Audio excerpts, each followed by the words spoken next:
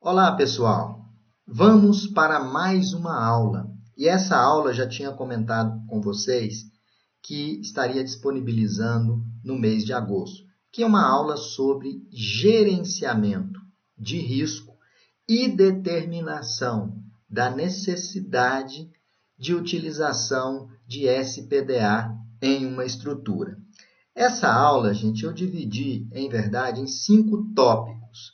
A aula 1, vocês vão estudar e vão aprender os conceitos iniciais e preliminares e também o equacionamento do risco. A aula 2, vocês vão aprender a determinar as componentes de risco. A aula 3, nós vamos fazer a identificação, né, dos componentes de risco e calcular as componentes de risco. E também, na aula 4, na aula 3, faremos a avaliação das perdas. A aula 4, faremos uma avaliação da probabilidade de um dano na estrutura. E para finalizar, todo o estudo feito na aula 1, 2, 3 e 4, vamos fazer um pequeno estudo de caso, onde nós vamos determinar a necessidade ou não de utilização de SPDA em uma determinada estrutura. Então, vocês vão receber 5 aulas. Aula 1, aula 2, aula 3 e aula 4. Gostaria de lembrar que a aula 1 é a base para todas as aulas no quesito conceitos preliminares. Boa aula para vocês, espero que vocês consigam ter um entendimento sobre o gerenciamento de risco na NBR 5419. Bom, vamos para a aula número 5, análise de risco para um bloco residencial de apartamentos. Essa aula 5, na verdade, é um pequeno estudo de caso, né, onde vamos aplicar todos os conceitos vistos nas aulas 1, 2, 3 e 4 para um bloco de apartamento residencial, né? Para um bloco de apartamento residencial. Bom, eu vou fazer um estudo de caso para determinação de risco em apartamento residencial. Eu vou analisar um bloco de apartamentos localizado em um território plano, então um território plano em Brasília, e vivem nesse bloco de apartamentos, vão viver ali 200 pessoas no local. Nós vamos admitir que esse número de pessoas é um número de pessoas na edificação. A figura que eu vou mostrar abaixo aí, ela ilustra a edificação e suas zonas de proteção que eu estarei considerando nesse estudo de caso. Nós não temos nessa edificação a qual vamos analisar, ela não possui estruturas na redondeza dessa edificação, ou seja, eu vou considerar que essa edificação ela está num espaço plano, sozinha, e eu não tenho estruturas em volta dela na redondeza. E vamos considerar somente o risco, nesse caso vocês vão ver o risco da perda humana. A minha edificação, em análise, é um bloco de apartamentos, altura da edificação 20 metros, e eu vou dividir essa edificação em 3 zonas. A zona 2 é interna à estrutura, a zona 1 externa, que é aquela zona que eu comentei na aula 1, 3 metros, né, em torno da descida. Eu tenho uma linha de energia enterrada. Essa linha tem uma extensão de 300 metros, né? Essa edificação está em Brasília. É uma edificação, né, cuja base dessa edificação, né, a base dessa edificação ela tem um comprimento L de 30 metros e tem uma largura, né, de 30, um comprimento de 30 e uma largura W de 20 metros. São as dimensões da minha estrutura. Quando vocês forem fazer uma avaliação, a norma diz o seguinte: se você não tem a extensão da linha que está enterrada e conectada à estrutura, você pode considerar a distância L dessa linha de 1.000 metros, é o que a norma recomenda. Então, nossa estrutura já foi classificada, é uma estrutura residencial, é um bloco de apartamento, onde esse bloco ele está isolado, não tem outro bloco na região, não tem prédios na região, né?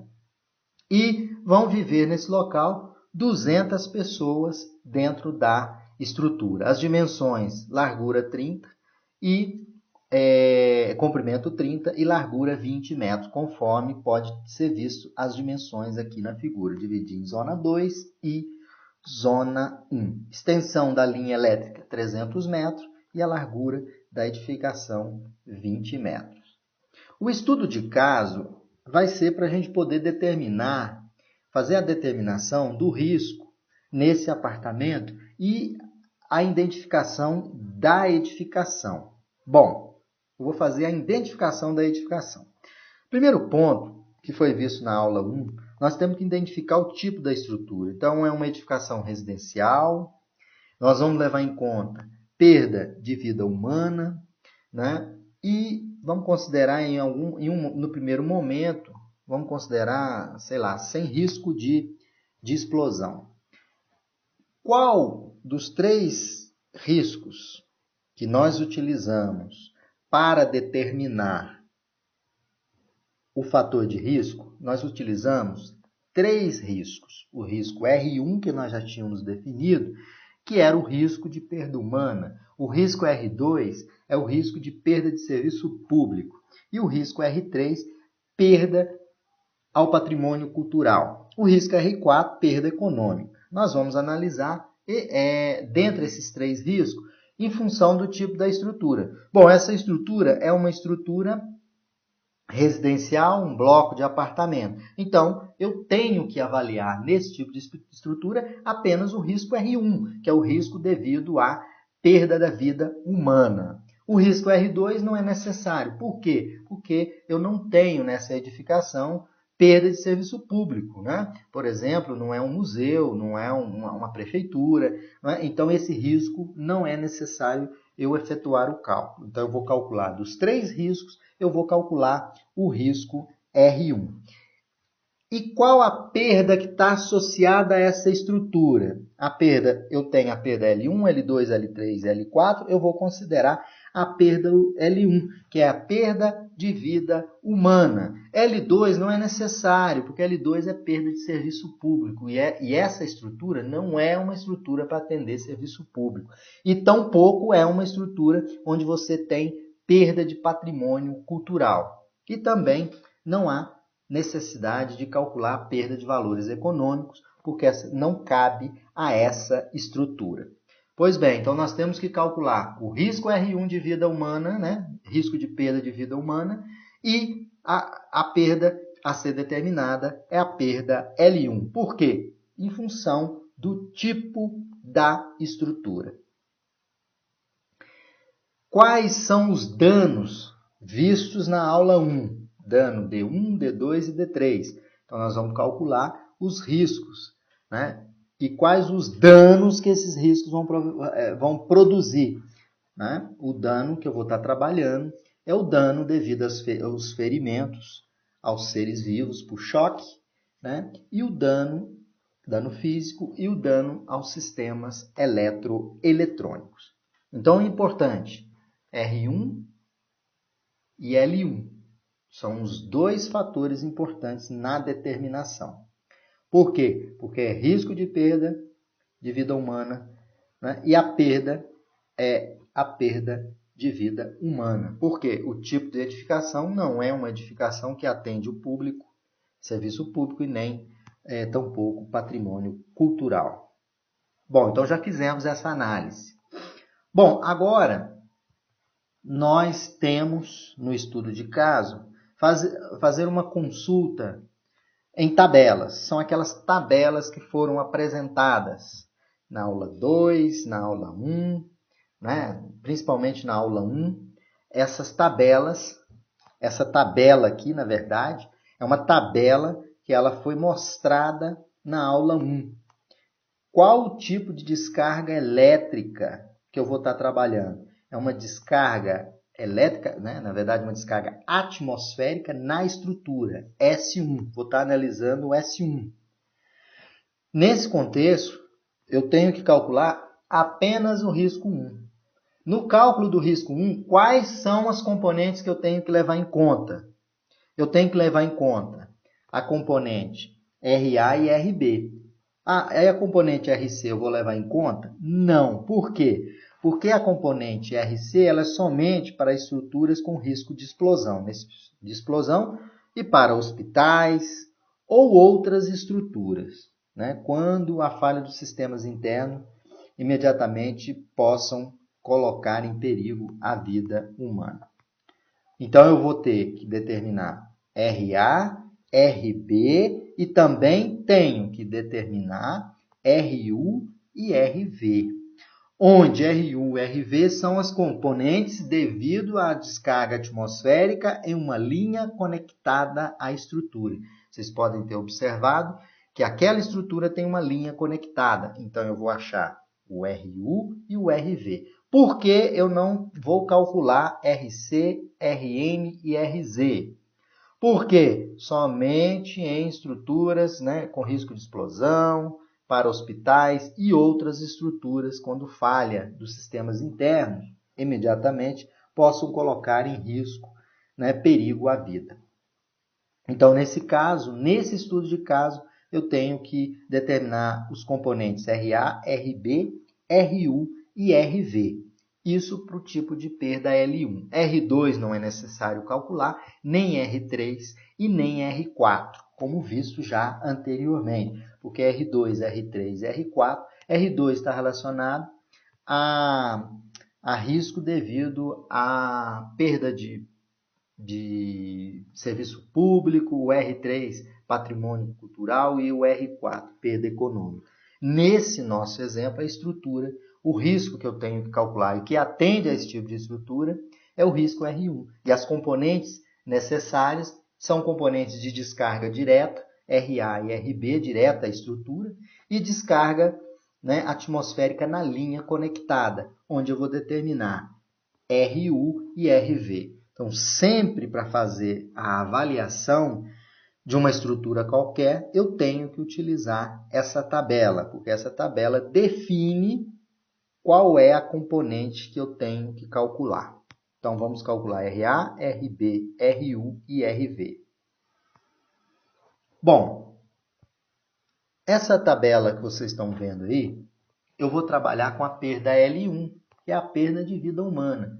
Qual que é o risco total? O risco total, conforme a tabela da NBR 5419, o risco total, esse risco total, ele é igual a 10 a menos 5. Esse risco total, gente, então, ele é igual a 10 a menos 5.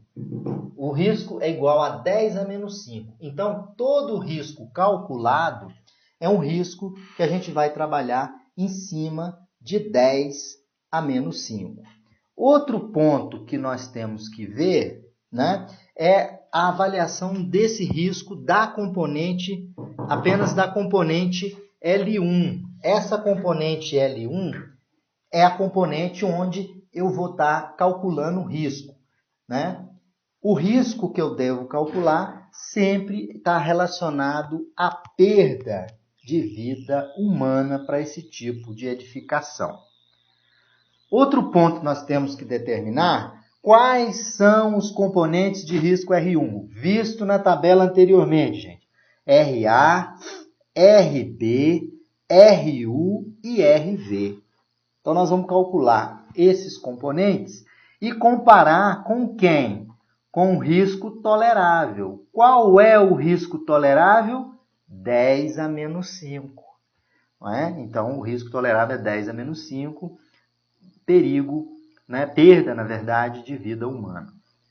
Então, vamos calcular o risco RA, que é NDPALA, o risco RB é NDPBLB, o risco RU é NL mais NDJ vezes PULU.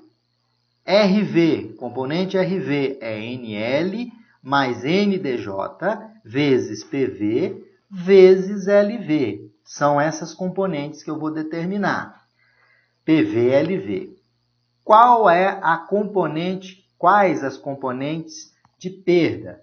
Perda LA vai ser o RT, LT, NZ dividido por NT vezes TZ dividido por 8.760. E LB temos que determinar que é igual a LV, RP vezes RF vezes HZ vezes LF vezes NZ dividido por NT vezes TZ, né, dividido por 8.760. E também determinar LU, que é RT vezes LT vezes NZ dividido por NT vezes TZ dividido por 8.760. Agora, qual a terceira componente que devemos encontrar? É a componente de probabilidade, PA. Vai ser PTA vezes PB.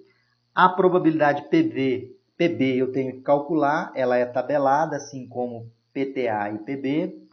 A probabilidade PV, né, probabilidade de dano, né, é PEB vezes PLD vezes CLD. E a probabilidade PU, que vai ser PTU vezes PEB vezes PLD vezes CLD. Agora, temos que determinar a quantidade de descargas atmosféricas que influenciam a estrutura.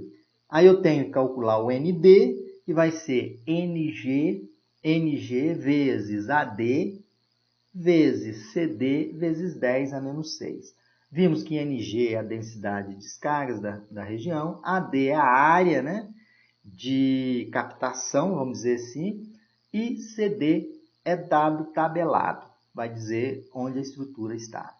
NL, que é as descargas que atingem a linha, é NG vezes AL vezes CI vezes CE vezes CT vezes 10 a menos 6. E, por fim, NDJ, que no nosso caso, como eu não tenho estrutura adjacente, NDJ eu vou considerar igual a zero. Então, todas as equações partem, né, em função da escolha do tipo da edificação, quais os tipos de perda e quais são as componentes que devemos calcular de risco. Estão mostradas nesse slide. Bom, vamos agora primeiro determinar as perdas. Temos que determinar as perdas e essas perdas são definidas pelas equações mostradas anteriormente. Eu vou usar para determinar essas perdas o seguinte. Primeiro ponto, eu tenho que determinar LT, devido à perda, né? O que está influenciando essa perda? Está influenciando essa perda o LT. O LT eu tenho que calcular, eu tenho que buscar ele na tabela. O LT, ele tem valor igual a 10 a menos 2 para todos os tipos de estrutura. Se eu tenho uma estrutura, um hospital, por exemplo, uma escola, eu teria que usar 10 a menos 2 também, porque são danos, né, de ferimentos, né, à vida humana. O LF, eu vou considerar danos físicos à estrutura, eu vou considerar o LF igual a 10 a menos 2. Eu não vou considerar que tem risco de explosão nesse primeiro momento, nessa edificação. Depois eu vou brincar e considerar risco de explosão para a gente fazer os cálculos do que vai acontecer. Bom, aí por outro lado, que tipo de piso que eu vou usar na estrutura? Né? Tipo de solo ou piso? Eu vou usar um piso, que está marcado aí, que é de madeira, né? Madeira, por exemplo. Qual vai ser o fator RT, que é o fator de redução? Fator de redução vai ser 10 a menos 5. Se eu utilizar cerâmica, por exemplo, 10 a menos 3. Mas eu vou usar madeira, taco de madeira na edificação, por exemplo. Então, eu vou usar 10 a menos 5. Então, vocês podem perceber que nós vamos colocando aquilo que é constituído da estrutura. Né? Então, eu peguei LT 10 a menos 2, todos os tipos de estrutura. Peguei também os danos físicos que vão provocar eu coloquei 10 a menos 2, né? Porque não tem, no primeiro momento eu não coloquei risco de explosão. Concluindo as outras tabelas, eu tenho o RP, tenho que encontrar o RP. O RP tabelado. O RP são as providências no sentido de minimizar o impacto de uma descarga elétrica. Né? Por exemplo, se eu escolhesse uma das seguintes providências: extintores, instalações fixas operadas manualmente, instalações de alarme manuais, hidrantes, mas eu fiz o seguinte: eu escolhi nenhuma providência será tomada, né, nesse sentido de minimizar as perdas. Eu vou considerar RP igual a 1. Tá? Vou considerar RP igual a 1. E vou considerar que o risco de incêndio, vocês podem observar aqui na tabela, risco de incêndio, vou colocar nessa edificação risco de incêndio baixo. Aí eu passo a ter o meu fator de redução RT igual RF, na verdade. Aqui é o RF, fator de redução, né, de redução do risco de incêndio ou explosão. Eu vou considerar incêndio baixo para essa edificação, 10 a menos 3. Bom, calculando os valores de cada uma das perdas, faltou o HZ, que eu vou considerar que essa edificação ela é uma edificação sem perigo especial. Essa tabela mostra o HZ define o tipo de perigo que você tem que atentar. Aqui eu tenho uma edificação sem perigo especial. Se, por exemplo, eu fosse considerar dificuldade de evacuação dessa área, eu ia considerar uma HZ igual a 5. Nesse caso, para esse tipo de estrutura, foi considerada HZ igual a 1, sem perigo especial. Bom, LA ele é calculado por essa equação, fazendo a multiplicação de RT, LT, NZ dividido por NT, vezes TZ dividido por 8.760.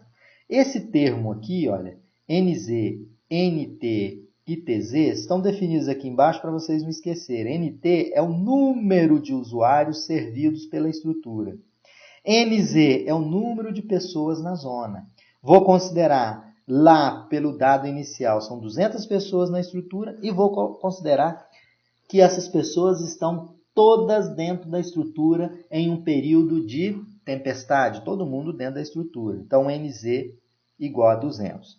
Fazendo a conta, NZ, NT vezes TZ, TZ é o tempo, né, que as pessoas estão dentro da zona. Zona 1, por exemplo, que é dentro da estrutura.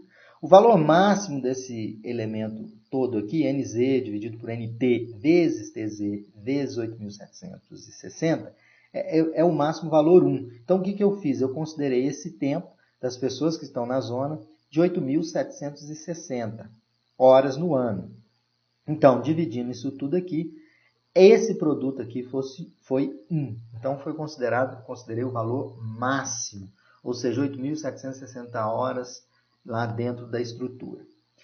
Fazendo todos os cálculos, encontramos LA, fazendo aí na calculadora LA, encontramos o RT 10 a menos 5, que está na tabela anterior, LT 10 a menos 2, e todo esse termo aqui, calculado aqui embaixo, olha, deu 1. Então, quanto deu meu LA? 10 a menos 7. Meu LB, que é igual ao LV, que é igual a RP, RF, vezes HZ, vezes LF, vezes aquele termo que é 1, esse termo todo aqui é 1. Então, ficou RP, pela tabela anterior, é igual a 1, vezes 10 a menos 3. Quem é 10 a menos 3? É o RF, fator de redução, vezes 1, que é o HZ, aqui na tabela, vezes 10 a menos 2, que era o LF, visto anteriormente. Multiplicando vezes 1, que é todo esse produto aqui, vezes 1, eu tenho um LB igual a 10 a menos 5. O LU é o RT vezes o LT vezes todo o produto NZ dividido por NT vezes TZ dividido por 8.760. O meu LU é 10 a menos 5, o meu RT é 10 a menos 5, visto anteriormente na tabela. Meu LT também pego na tabela anteriormente, peguei ele na tabela anterior, 10 a menos 2. E o produto, todos esses termos aqui, igual a 1. Então, meu LU deu 10 a menos 7. Bom, então já calculei as perdas.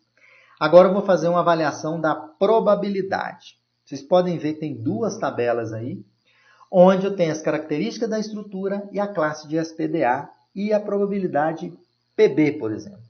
Como essa estrutura é uma estrutura nova, eu estou analisando se essa estrutura existe a necessidade de instalação de dispositivo de proteção contra a descarga atmosférica, por exemplo, que é o nosso caso desse exemplo. Então, eu vou utilizar uma estrutura não protegida por SPDA. Eu vou imaginar que ela não vai estar protegida. Qual é o PB? PB igual a 1. Aqui embaixo eu tenho uma outra probabilidade, que é valores de PTA de uma descarga atmosférica em uma estrutura causar, probabilidade de causar choque a seres vivos devido à tensão de toque ou de passo perigosos. Então, eu tenho PTA, eu vou usar, nenhuma medida vai ser adotada nessa edificação, para proteger contra choque dos seres vivos devido ao toque, tensão de toque ou passo. Nada. Se tivesse alguma proteção, por exemplo, restrições físicas ou estrutura do edifício utilizada como subsistema de descida, eu teria que considerar PTA zero, a probabilidade seria zero de risco. Por exemplo, se eu tivesse isolação elétrica, de quem? Das partes expostas. Por exemplo, se eu isolasse os condutores de descida, aí eu teria que usar 10 a menos 2. Então, essas medidas aqui embaixo não serão adotadas, ou seja, nenhuma medida de proteção eu vou colocar nessa edificação para determinar qual o valor de PTA. O valor de PTA é igual a 1. E o valor de PA é PTA vezes PB. PB igual a 1, PTA igual a 0,1. Quanto que é a probabilidade PA? Probabilidade PA é igual a 0,1. E PB igual a 1. Então, já determinei duas probabilidades, PA e PB. Bom, agora eu vou determinar PTU. Quanto que vale o meu PTU? PTU, PTU, aqui eu botei um PBTU, está errado, é PTU. PTU, eu não vou adotar nenhuma medida de proteção. Então, PTU igual a 1. Nível de proteção do sistema interno. Não vou colocar DPS, ou seja, sem DPS. Qual é o PEB? 1.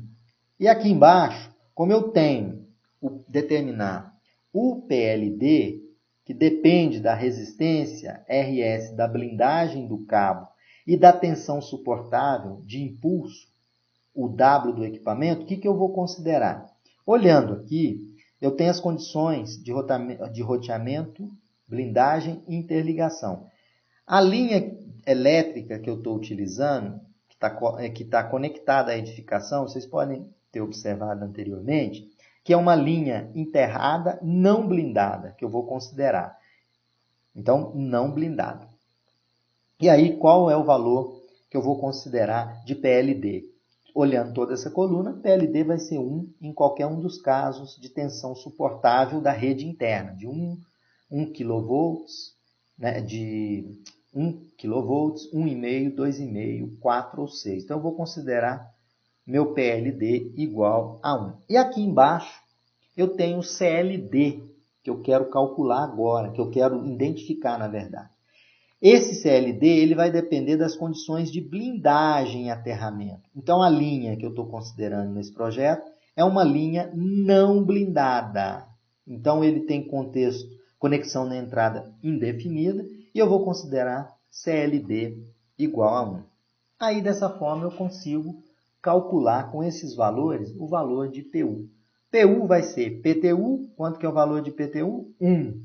Quanto que é o valor de PEB? 1. Quanto que é o valor de PLD? 1. Quanto que é o valor de CLD? 1. Quanto que vale o meu PU? Meu PU igual a 1. E meu PV?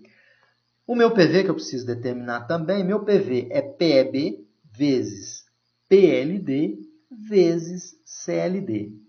Isso aqui também igual a 1. PEB 1, PLD 1, CLD 1. Então, já achei a probabilidade PV. Bom, então eu já tenho as perdas e já tenho as probabilidades. Tem as perdas necessárias e as probabilidades. Falta o terceiro termo, que é o número de descargas que influenciam a estrutura. Só que para determinar o número de descargas que influenciam a estrutura, eu preciso de achar a área, né? A área da estrutura e a área de captação. A norma mudou bastante, a área de captação. O que acontece? Na norma antiga, eu tenho aqui o exemplo, a edificação, ela tem uma altura de 20 metros, a largura de 20 e o comprimento de 30 metros. É uma estrutura que, se eu olhar por cima da estrutura, ela é um quadrado, certo?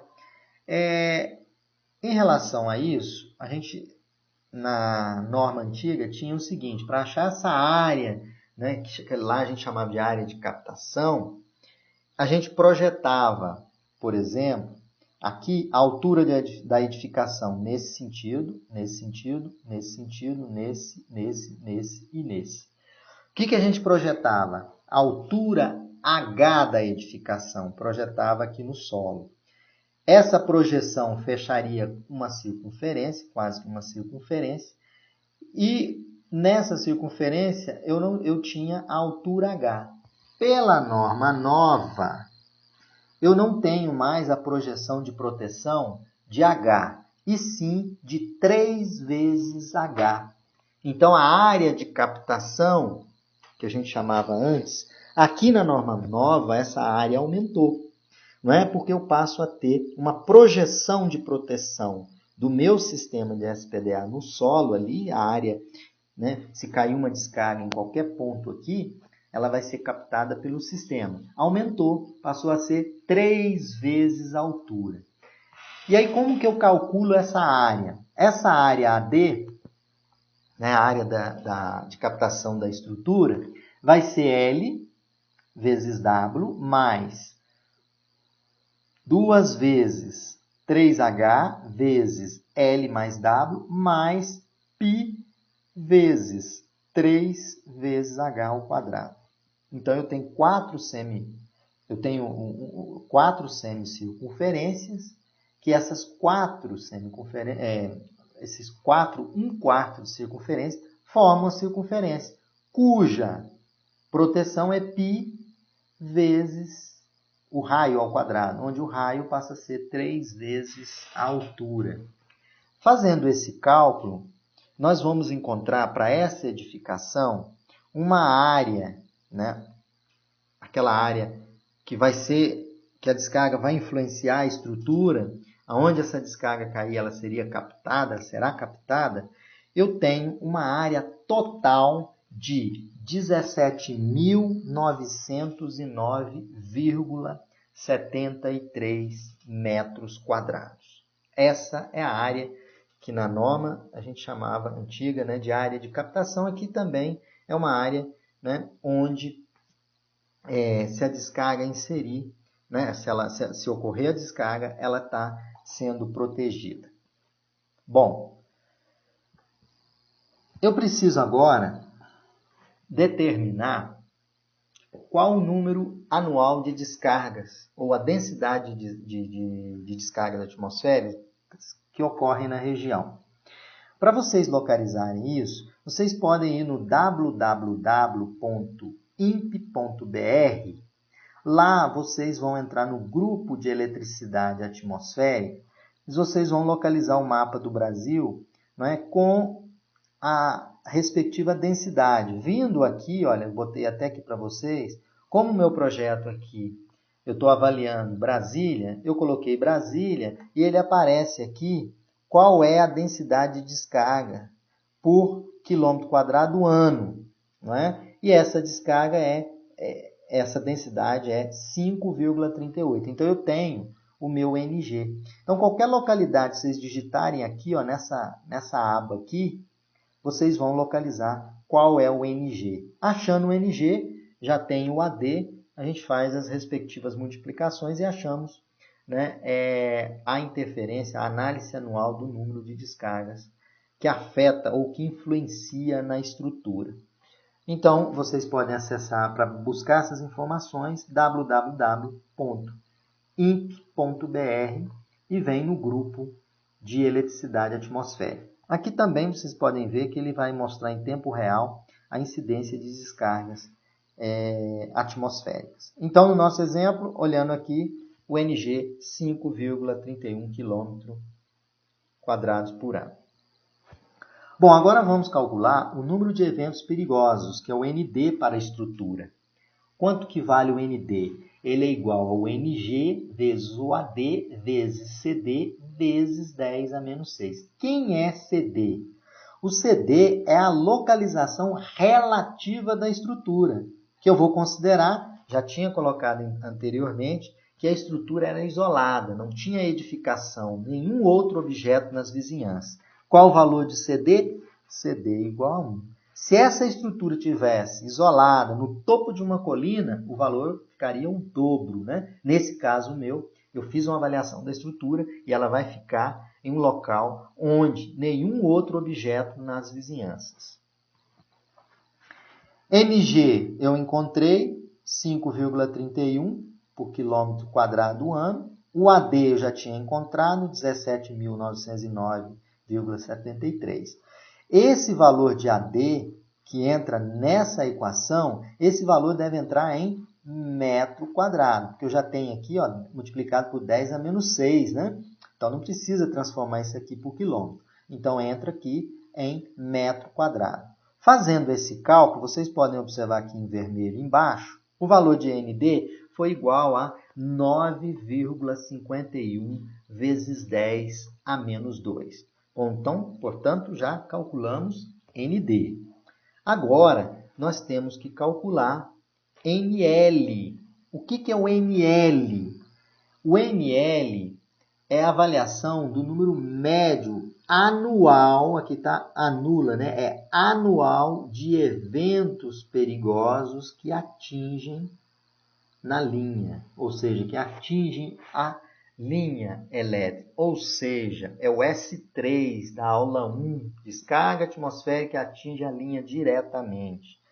Então veja que na norma antiga eu não tinha uma avaliação do risco dessa natureza. Eu não avaliava a incidência de uma descarga na linha. Eu colocava o DPS como dispositivo de proteção. Aqui, além disso, eu vou avaliar as descargas que vão acontecer na estrutura, na linha, né? Eu não vou considerar, já mostrei anteriormente, que pessoas não estejam na zona 2, que é fora da estrutura, no período da tempestade, né? Então, eu vou determinar agora NL, que é NG, vezes AL, vezes CI, vezes NE, vezes CE, vezes CT, vezes 10 a menos 6.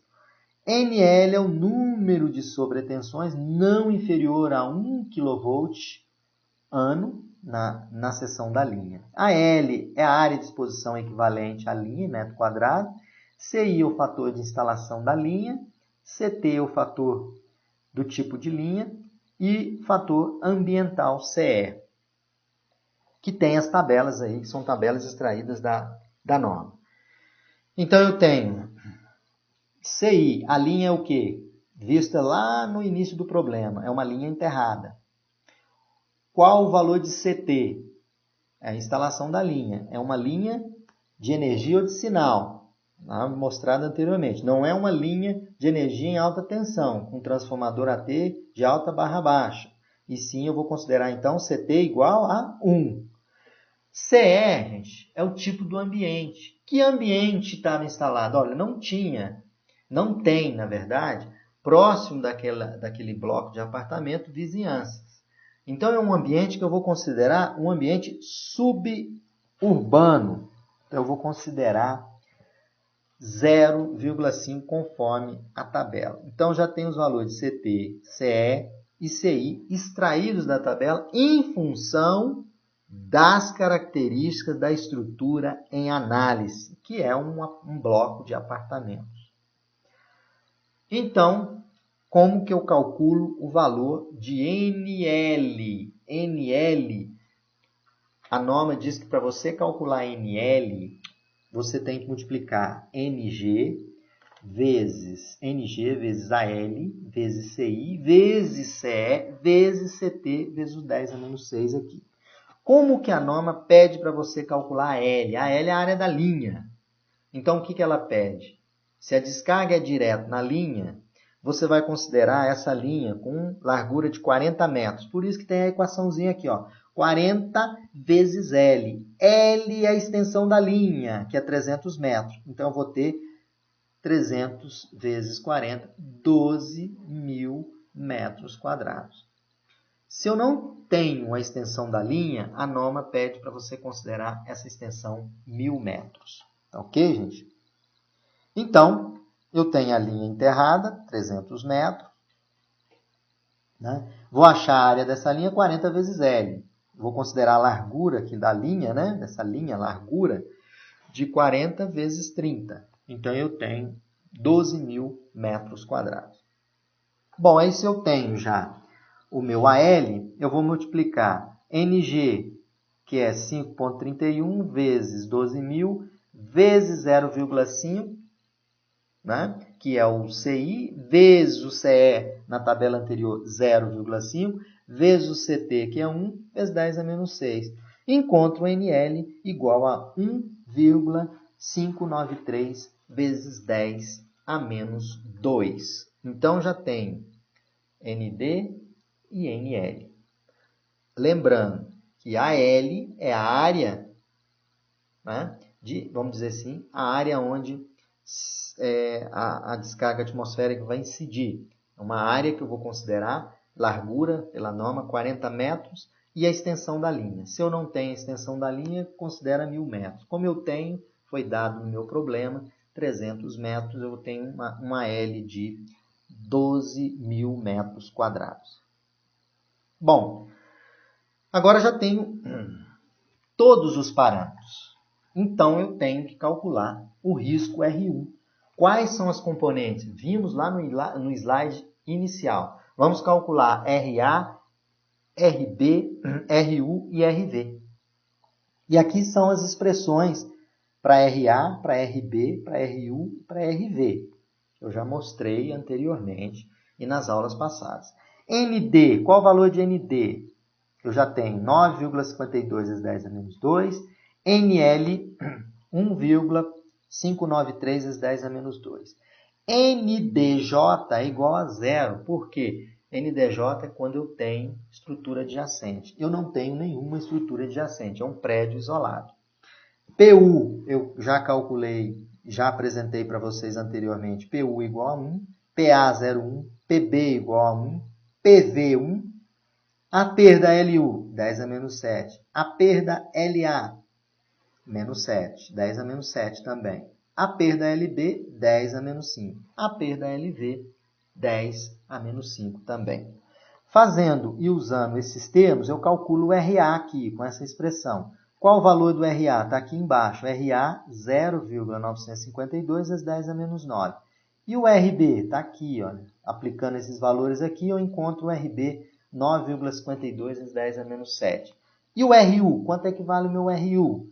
Utilizando essa expressão que eu estou passando o mouse aqui, o RU é 1,593 vezes 10 a menos 9. E o RV, por último aqui, determinado por essa equação, ele é 1,593 vezes 10 a menos 7. Aí, dessa forma, eu calculo o meu risco R1, que é o risco que eu vou estar contemplando nesse tipo de estrutura, que eu mostrei para vocês. O risco R1 é aquele risco relativo à perda humana. Eu não preciso calcular, repetindo, R2, nem R3, nem R4.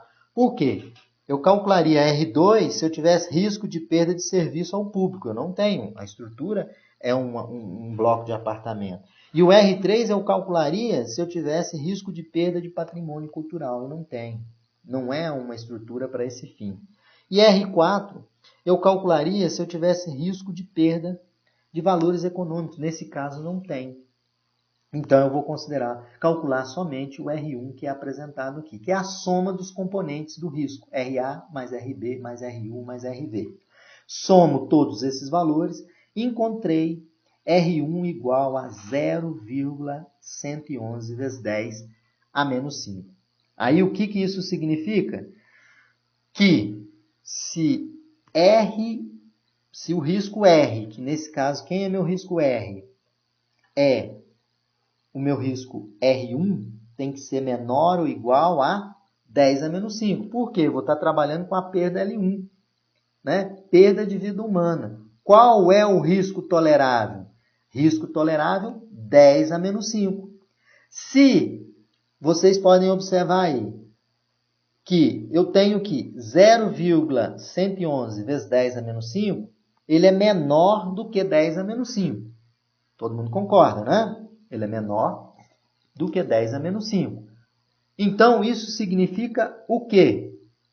A instalação de sistema de proteção contra descargas atmosféricas, ele é opcional.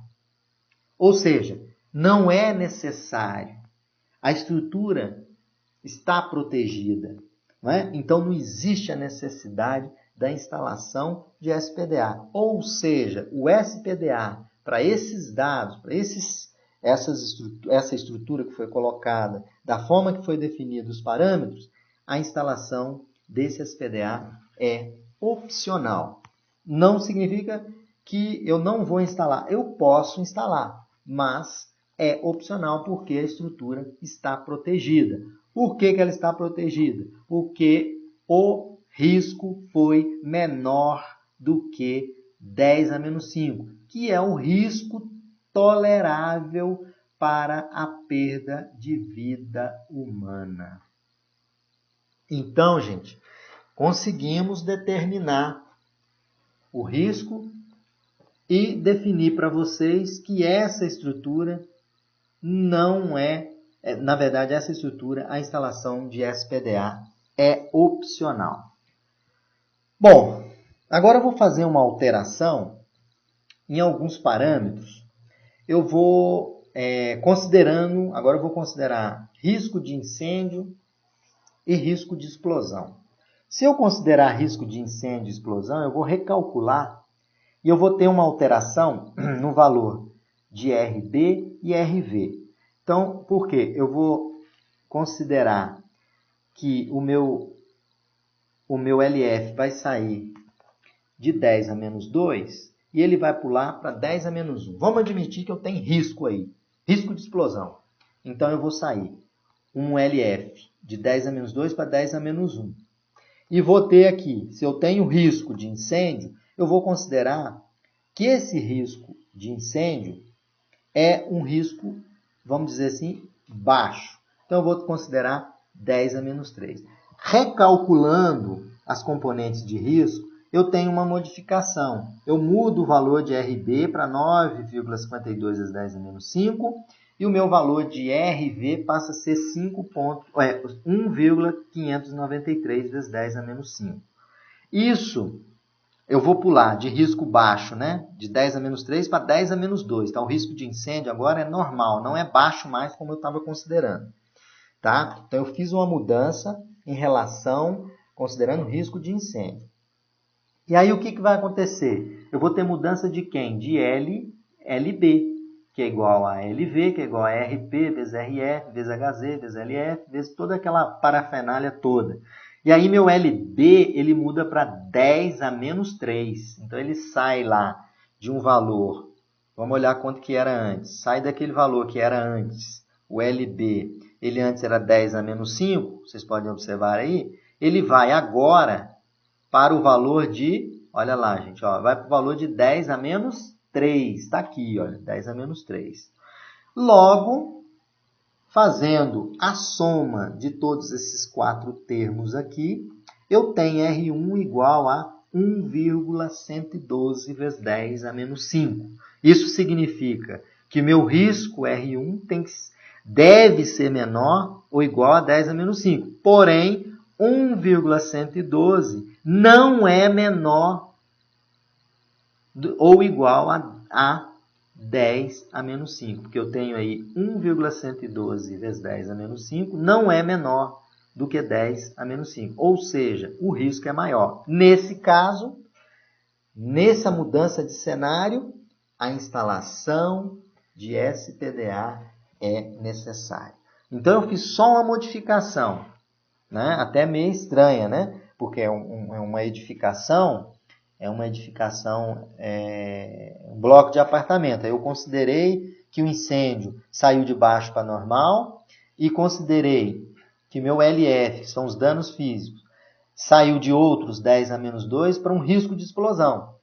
Sei lá, considerei que tem um risco de explosão lá. Para a gente verificar que, alterando esses parâmetros, eu tenho a necessidade de instalação de SPDA. Bom, esse é um segundo estudo de caso fazendo algumas alterações, sendo que o primeiro não é necessário SPDA em função daqueles dados da estrutura. Aqui eu mudei, botei risco de explosão, né? Bom, tem uma outra modificação que é o seguinte. Vou considerar risco de incêndio, vou considerar o dado anterior. Ou seja, existe a necessidade de instalação de SPDA. Bom, se existe a necessidade de instalação de SPDA, eu vou colocar um SPDA nível 2. Então, se existe, eu vou recalcular o risco e vou inserir o seguinte. Olha, essa edificação já tem um SPDA nível 2, ou seja, eu vou instalar um SPDA nível 2. Qual é a probabilidade PB? A probabilidade PB é 0,05. Será que com a instalação do SPDA classe 2 eu consigo baixar o risco? Então vamos ver. Então eu tenho para classe 2 0,005. PB 0,05. Vou fazer o recálculo de tudo, que vai mudar é o RB. Né? Então, fazendo esse recálculo, eu tenho os mesmos valores que eu tinha antes, LB 10 a menos 3, LV 10 a menos 3, LA 10 a menos 7. Né? Isso considerando risco de incêndio e explosão, o dado anterior. Para isso, eu vou calcular novamente o RA e o RB. Encontrei o RA 0,952, ou 10 a menos 9, e o RB mudou para 0,476 vezes 10 a menos 6, o RU 1,593, 1,593 vezes 10 a menos 9, e o RV 1,593 vezes 10 a menos 6. Então, modifiquei. Por quê? Porque eu instalei um SPDA classe 2 naquela estrutura anterior, onde eu tinha risco de incêndio e explosão. No caso, onde o SPDA era obrigatório. Aí, nesse caso, eu recalculei o risco. Quanto é que deu meu risco?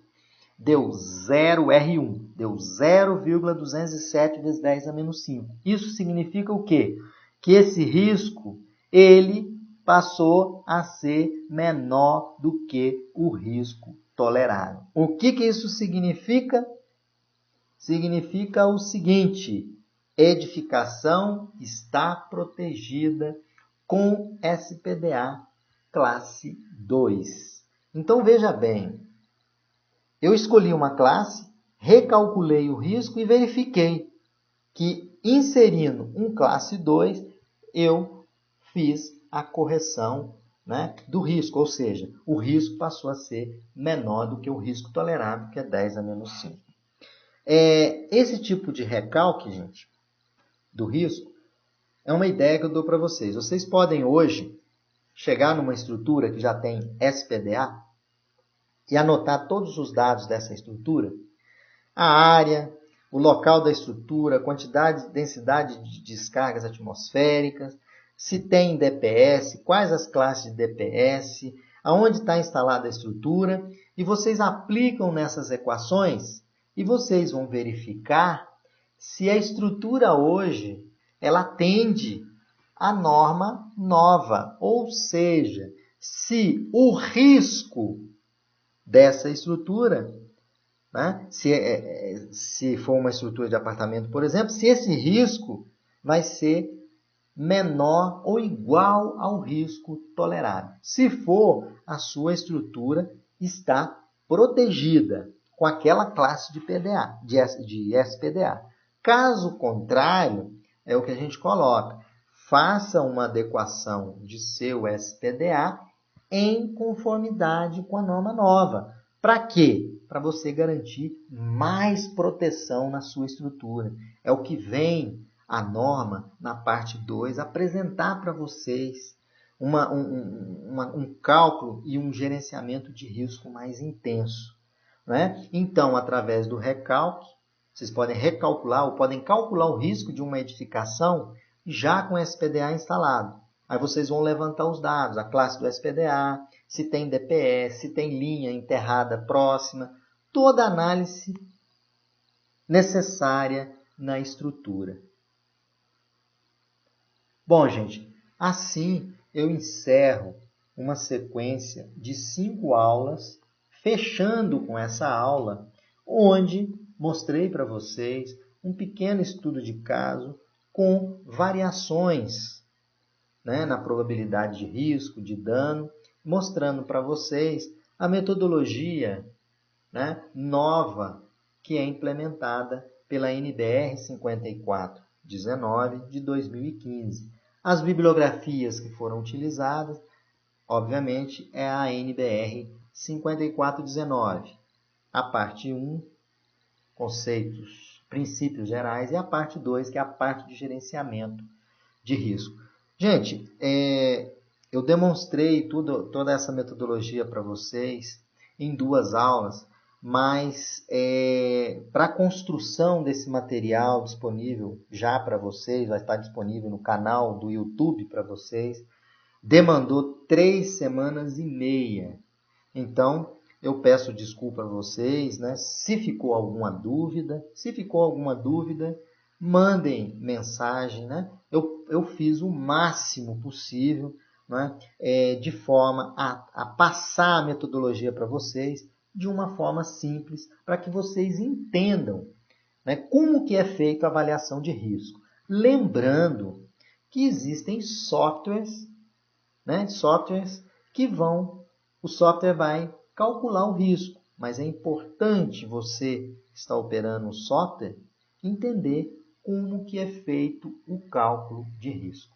Um abraço a todos.